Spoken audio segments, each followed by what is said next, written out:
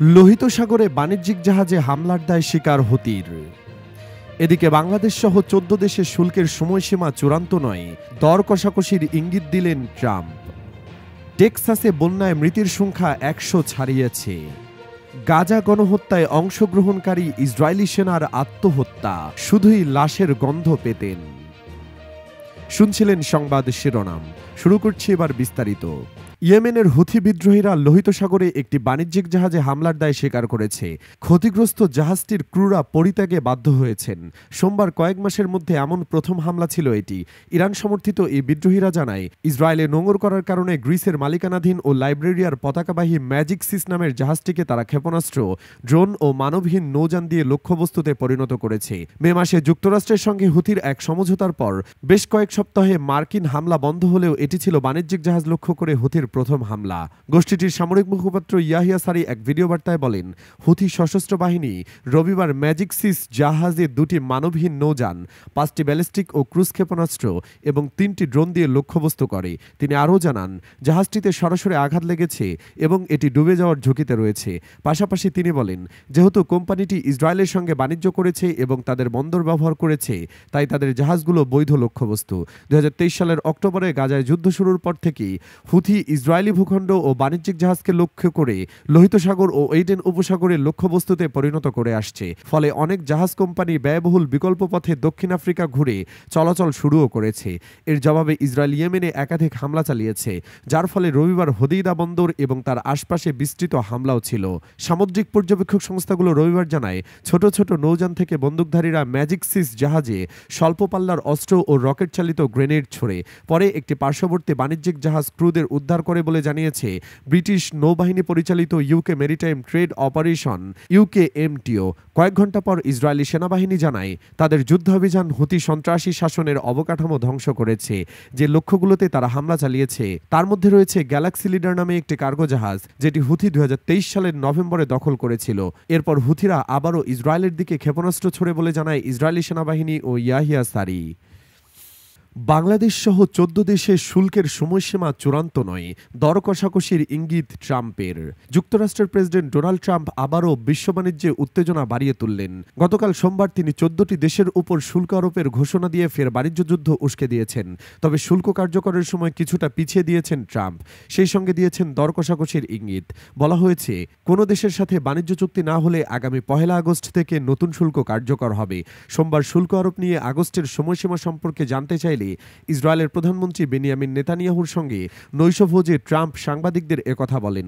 তিনি বলেন, আমি বলবো সময়সীমা ঠিকঠাক রয়েছে, তবে একেবারে শতভাগ নয়। আগামী আগস্টের মধ্যে চুক্তিতে পৌঁছতে যে সময়সীমা নির্ধারণ করা হয়েছে সেটি নমনীয় হতে পারে। কেউ যদি ভিন্ন প্রস্তাব দেয় এবং সেটা আমার ভালো লাগে, তবে আমরা সেটাই করব। ট্রাম্প আরও জানিয়েছেন, চলতি বছরের এপ্রিল মাসে স্থগিত করা ট্রাম্প শুল্ক নীতি আগামী ৩ সপ্তাহের মধ্যে পুনরায় কার্যকর হবে এবং তা আগের চেয়েও বেশি হারে হতে পারে। জাপান ও দক্ষিণ কোরিয়া সহ যুক্তরাষ্ট্রের প্রধান বাণিজ্যিক অংশীদারদের কাছে পাঠানো চিঠিতে তিনি এসব তথ্য দিয়েছেন। চিঠিতে ট্রাম্প বলেন, জাপান ও দক্ষিণ কোরিয়ার পণ্যের উপর ২৫% শুল্ক আরোপ করা হবে। এছাড়া বাংলাদেশ, ইন্দোনেশিয়া, থাইল্যান্ড, দক্ষিণ আফ্রিকা, মালয়েশিয়া সহ ১৪টি দেশের পণ্যে ২৫ থেকে ৪০% হারে শুল্ক বসানো হবে। তার নিজস্ব সামাজিক মাধ্যম ট্রুথ সোশ্যালে প্রকাশিত তথ্য মতে, বাংলাদেশের পণ্যের উপর ৩৫%, ইন্দোনেশিয়ার ৩২% ও থাইল্যান্ডের ওপর ৩৬% হারে শুল্ক আরোপের প্রস্তাব রয়েছে। তবে শুল্ক আরোপের ঘোষণা দিলেও ট্রাম্প দর কষাকষির সুযোগ রেখেছেন। সাংবাদিকদের প্রশ্নের জবাবে তিনি বলেন, আমি একে চূড়ান্ত প্রস্তাব বলছি না। কেউ ভালো কোনো প্রস্তাব দিলে তা বিবেচনা করা হবে। আগস্টের ১ তারিখ পর্যন্ত সময়সীমা নির্ধারণ আছে, তবে সেটা শতভাগ চূড়ান্ত নয়। এর আগে গত এপ্রিলে যুক্তরাষ্ট্রের সঙ্গে বাণিজ্যিক সম্পর্ক আছে এমন সব দেশের উপর অতিরিক্ত শুল্ক আরোপ করেন ডোনাল্ড ট্রাম্প। বর্ধিত শুল্ক আরোপের পর বিশ্বের বিভিন্ন দেশকে এই ইস্যুতে যুক্তরাষ্ট্রের সঙ্গে আলোচনার আহ্বান জানিয়ে প্রায় ১০০ দিন সময় দেন তিনি। গত ২ এপ্রিল অতিরিক্ত শুল্ক আরোপের ঘোষণা করেছিলেন ট্রাম্প। তারপর এটি কার্যকরের জন্য যে সময়সীমা তিনি দিয়েছিলেন তাও শেষ হচ্ছে আগামী ৯ জুলাই। তবে সম্প্রতি ডোনাল্ড ট্রাম্প এই সময়সীমাকে ১ আগস্ট পর্যন্ত উন্নীত করেছেন এবং বর্ধিত শুল্কের বিষয়টি স্মরণ করিয়ে দিয়ে গতকাল সোমবার বাংলাদেশ সহ ১৪টি দেশকে চিঠি দিয়েছেন ডোনাল্ড ট্রাম্প। বাকি দেশগুলো হলো জাপান, দক্ষিণ কোরিয়া, মালয়েশিয়া, কাজাখস্তান, দক্ষিণ Africa, Laos, Myanmar, Bosnia and Herzegovina, Tunisia, Indonesia, Serbia, Cambodia এবং থাইল্যান্ড। টেক্সাসে বন্যায় মৃতের সংখ্যা ১০০ ছাড়িয়েছে।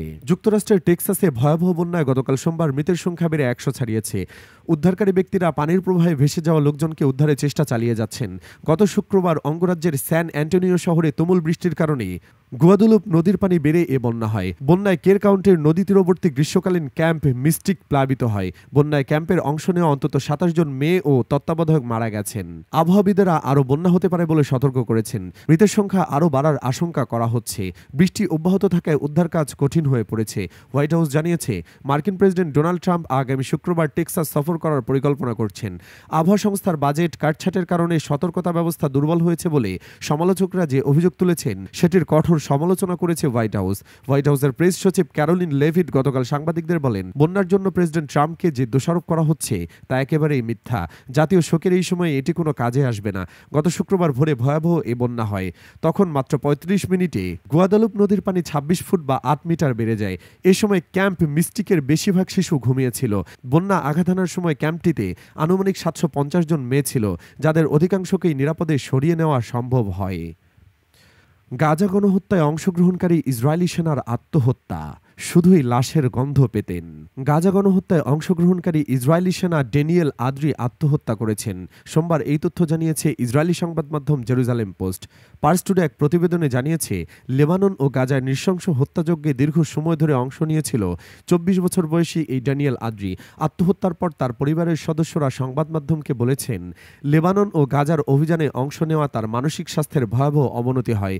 যুদ্ধক্ষেত্রের অবর্ণনীয় বেদনা, ভয়াবহ চিত্র ও কটু গন্ধে তাকে সারাক্ষণ তাড়িয়ে বেড়াচ্ছিল। মানুষ হত্যার ভয়াল সব চিত্র দেখে মানসিকভাবে অসুস্থ হয়ে পড়েন ড্যানিয়েল দীর্ঘদিন ইসরায়েলের উত্তর ও দক্ষিণ সীমান্তে যুদ্ধে সহায়ক সেনা হিসেবে কাজ করেছে জানিয়ে তার মা সিগাল বলেছে, সে আমাকে জানায় তাকে অসংখ্যবার এক জায়গা থেকে আরেক জায়গায় মরদেহ বহন করে নিতে হয়েছে। নিহতদের মধ্যে অসংখ্য আইডিএফ সেনাও ছিল। সিগাল বলেন যে সে ভীতিকর সব দৃশ্য দেখেছে। আমাকে একদিন বলল, মা, আমি শুধু লাশের গন্ধ পাই, চোখের সামনে সারাক্ষণ লাশ দেখি। যত সময় যেতে থাকে ততই ড্যানিয়েলের মানসিক স্বাস্থ্যের অবনতি হতে থাকে। ড্যানিয়েলের মা বলেন, কখনো কারণ ছাড়াই রাগে ফেটে পড়ত সে, কখনো নিজের অ্যাপার্টমেন্ট ভাঙচুর করত। ড্যানিয়েলের ভয় ছিল এভাবে চলতে থাকলে সে নিজেকেই আঘাত করে ফেলতে পারে। গত সপ্তাহে সে মানসিক হাসপাতালে ভর্তির অনুরোধ জানিয়েছিল। হাসপাতালের কর্মীরা তাকে আরও কয়েকদিন অপেক্ষার উপদেশ দেয়। কাঁদতে কাঁদতে মা সিগাল আরও বলেন, সময় তার পক্ষে ছিল না, ওই সময় ব্যথা সহ্য করতে পারছিল না। উল্লেখ্য, গত শনিবার সকালে এক জঙ্গলের কাছে গাড়িতে আগুন জ্বালিয়ে আত্মহত্যা করেন এই সেনা।